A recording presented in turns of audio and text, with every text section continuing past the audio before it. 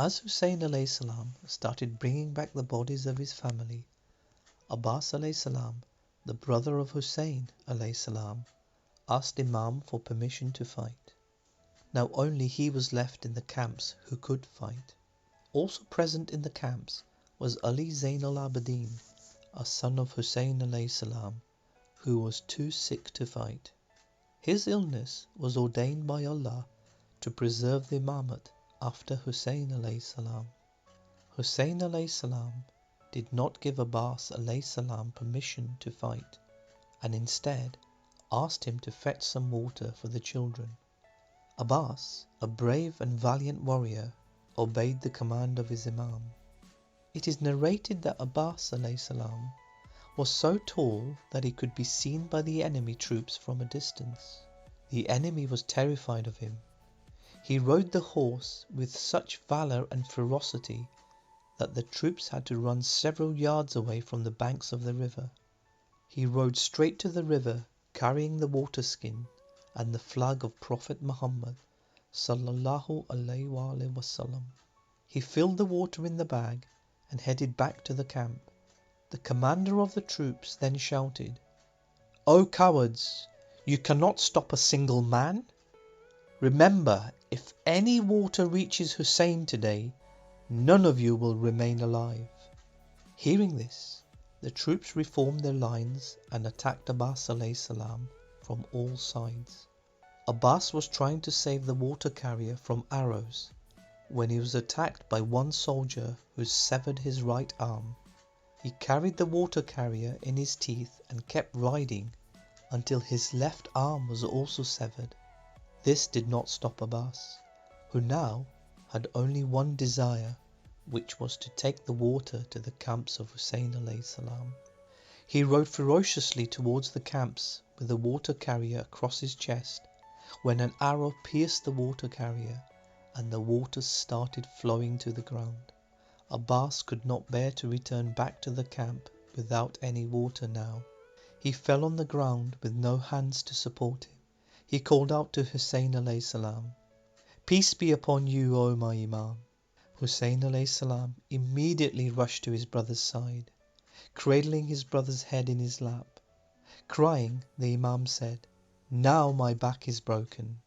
It is often narrated that the killing of Abbas alayhi salam was a major shock to the children of Karbala, who did not ask for water again. Abbas died in the arms of his brother, his Imam. He was a brave warrior who did not get permission to fight on behalf of the Imam. It is narrated widely that Husayn alayhi salam knew that Abbas could change the dynamics of the battlefield, and that is why he was not given permission to fight.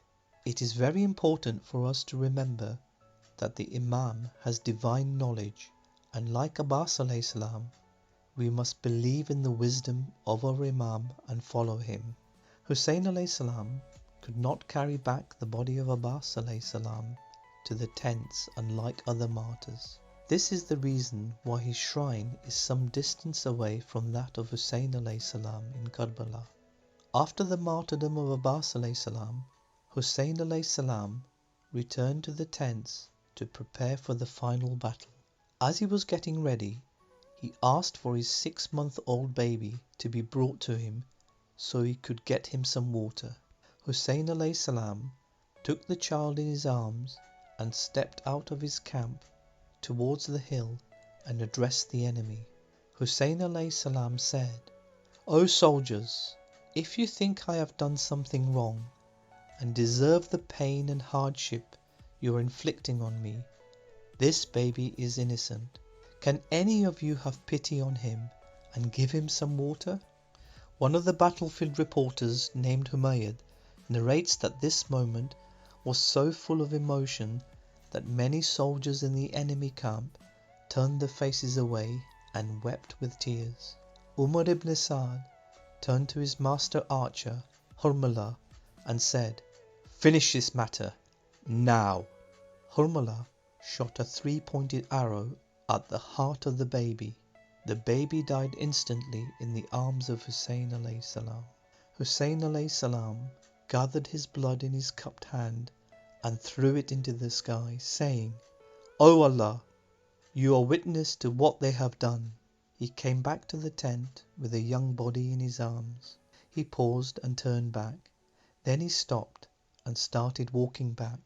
It is narrated that Husayn alayhi salam walked backwards and forwards 7 times and recited, "Indeed we are for Allah, and to Him we shall return. We have given to His will, and we have submitted to His command." This particular act of Husayn alayhi salam is one of the rites of Ashura that we mimic in our prayers on the day of Ashura. We can learn from the companions and family of Husayn alayhi salam that when the Imam is in need, it is our duty to help him in whatever way we can and the way he asks us to. Age should not be a barrier.